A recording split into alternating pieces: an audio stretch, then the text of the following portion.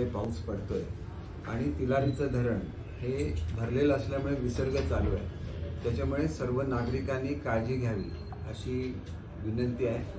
NDRFची team already सिंधुदुर्गमध्ये आहे। मी आता कलेक्टर ऑफिसला मीटिंग संपल्यानंतर पूर परिस्थितीबाबत सुद्धा चर्चा करणार आहे आणि पुराच्या काळामध्ये ज्यांचं नुकसान झालेलं आहे सरकार तर त्यांना मदत करेलच। त्याच्यासाठी आता नॉर्म्स सुद्धा बदललेले आहेत की पूर्वी आपण जर एखाद्या स्टॉलमध्ये पाणी गेलं की दुकानात तर आपण त्यांना मदत करत नव्हतो, आता तो सुद्धा नॉर्म बदललेला आहे आणि त्याच्यामुळे सर्वांना सरकारी मदत होईल। यंत्रणेवर सुद्धा खूप भार असतो आणि त्याच्यामुळे प्रत्येकाने आपले जे पंचनामे तेवढे करून घ्यावे। आता पूर्वीचे सुद्धा जेवढी बाकी होती ही सर्व बाकी पाठवलेली आहे। त्यानंतर NDRFमधून ज्या ठिकाणी वॉल्स मंजूर झालेल्या होत्या, काही ठिकाणी जमिनी खचलेल्या होत्या, सगळ्याचे पैसे वर्ग आता झालेले आहेत। त्याच्यामुळे ही अडचण आता सिंधुदुर्ग जिल्ह्यामध्ये राहणार नाही। पुराची परिस्थिती आणि मी एरवीसुद्धा कधी माझा वाढदिवस मी स्वतः वाढदिवसाला उपस्थित नसतो। कार्यकर्ते अनेक वेळेला उत्साहाने वाढदिवस साजरा करतात, त्यांचं सगळ्यांचं मी मनापासून आभार मानतो। परंतु मी एक पथ्य नेहमी पाळलेलं आहे की शक्यतो मी वाढदिवसाच्या दिवशी लोकांना नाहक यायला लागतं, त्यांच्या नेहमी सदिच्छा माझ्याबरोबर असतातच, परंतु कार्यक्रम मी साजरे करत नाही। आणि यंदा तर पुराची सुद्धा परिस्थिती आहे, त्याच्यामुळे यंदा वाढदिवसाला मी इथं नसणार आहे। परंतु 21 तारीखला ज्याला गुरुपौर्णिमा असणार त्यावेळेला साईबाबांची पालखी येते, त्यावेळेला त्या पालखीच्या निमित्ताने मी येणार, त्याला निश्चितपणे सर्वांना भेटेल। नेहमीच प्रेम मला सिंधुदुर्ग जिल्ह्याने देत राहिलेले आहे आणि त्याच्याबद्दल मी सर्वांचाच आभारी आहे। त्यांच्या प्रेमामुळेच खूप काम मी करू शकलो। अनेक क्रांतिकारी निर्णय हे शिक्षणाच्या क्षेत्रामध्ये घेतलेले या वर्षापासून त्यांची अंमलबजावणी सुरू होईल। आपण स्काउट अँड गाईड पहिल्यांदाच इंट्रोड्यूस केला आहे, कृषी केला आहे, हॅपी सॅटर्डे आपण त्या ठिकाणी चालू केलं आहे, महावाचन उत्सव चालू केला आहे, माझी शाळा सुंदर शाळा अभियान चालू केलेलं आहे आणि लवकरच ॲडप्ट स्कूल या स्कीमखाली बऱ्याचशा शाळा दुरुस्त होतील। पूर्वीसुद्धा मी ज्यावेळेला DPCची मीटिंग झाली होती त्यावेळेला अधिकाऱ्यांना सूचना दिलेली होती की अगोदर तुम्ही जी छपराची कामं आहेत ती करून घ्या, कारण पावसाचं प्रमाण खूप जास्त असतं। परंतु ज्या ठिकाणी मला कळवण्यात आलं त्या ठिकाणी मी स्वतःच्या खर्चाने दुरुस्त करून घेतलेलं आहे। फक्त 1 नंबर शाळेच्या संदर्भात मोठं हे झालं होतं, पण 1 नंबर शाळा ही दुरुस्तीच्या यादीमध्ये नव्हती आणि शनिवार रविवारी सुट्टी होती आणि त्या काळामध्ये त्या ठिकाणी नारळाचे काही नारळ पडले तिथं कोपऱ्यावर आणि त्याच्यामुळे त्यांची भिंत ओली झाली आणि ती मातीची असल्यामुळे ढासळली। मी ईश्वराचे आभार मानतो की शाळा सुरू नव्हती आणि सर्वच शिक्षकांना आव्हान आहे, हेडमास्टरला आव्हान आहे की असं कुठेही जर भिंती ओल्या असतील तर त्या ठिकाणी मुलांना बसू नका, कारण आपल्याकडे पावसामध्ये नळे फुटतात आणि त्याच्यामुळे मी सर्वसाधारण मी ज्यावेळेला पालकमंत्री होतो त्यावेळेला सुद्धा आणि नंतरच्या काळात सुद्धा पत्रे आणि कौलं याचा दोघांचाही वापर त्या ठिकाणी करावा, जेणेकरून कौलं जर फुटली तर पत्र्यावरून ते पाणी बाहेर जाऊ शकतं। तर त्याची काटेकोर अंमलबजावणी जिल्ह्यामध्ये होईल अशी अपेक्षा करतो।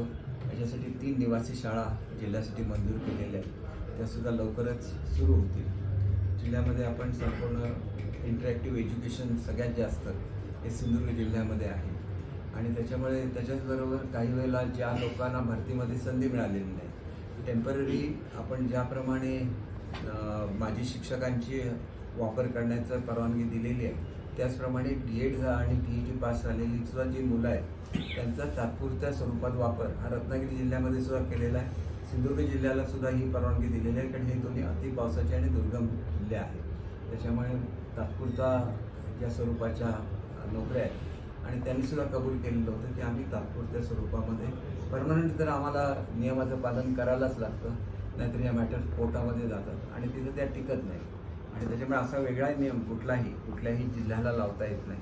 परंतु अशा तऱ्हेच्या मागण्या हे आम्ही पालघरची सुद्धा मागणी मान्य केलेली आहे।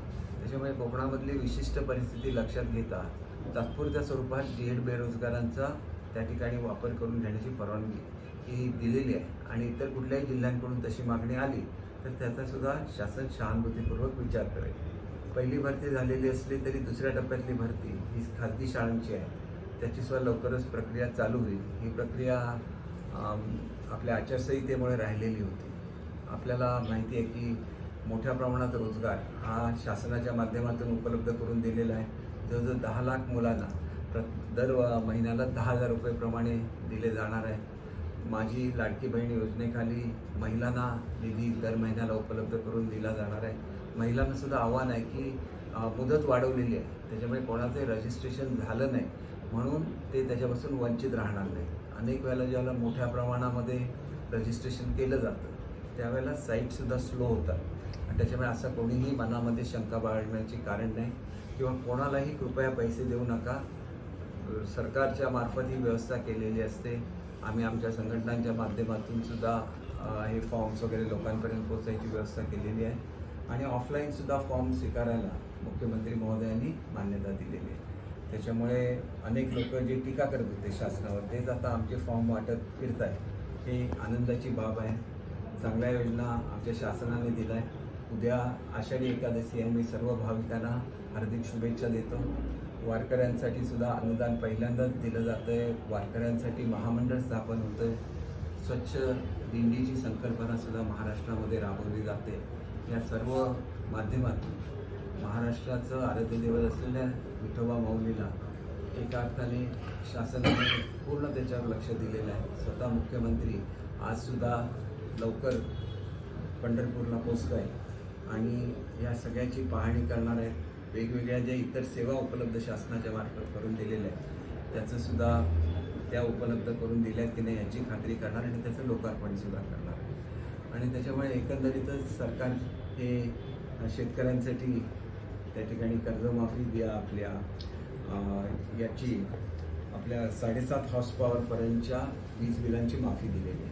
विरोधी पक्ष जरी काही सांगत असले तरी पुढच्या काळामध्ये आपल्याला अधिक काही शेतकऱ्यांसाठी करता येईल किंवा कर्जमाफी पूर्वीसुद्धा आमच्या सरकारने केलेली आहे आणि त्याच्याचबरोबर वेळेवर कर्ज भरणाऱ्या लोकांनासुद्धा सवलती म्हणजे 50,000 रुपयाप्रमाणे अनुदानसुद्धा उपलब्ध करून दिलं आहे. जिथं तिथं नुकसान झालं तिथं सर्व ठिकाणी शेतकऱ्यांना मदत केलेली आहे. सोयाबीनचं सुद्धा मदतीचं वाटप आता होणार आहे. कांद्याचं मदतीचं वाटप झालेलं आहे. अशा तऱ्हेच्या प्रत्येकची जी पिकं आहेत ज्याच्यामध्ये हे झाले त्याच्याचबरोबर प्रथमच काजू पिकाला सुद्धा मदत उपलब्ध शासनाने करून दिलेली आहे.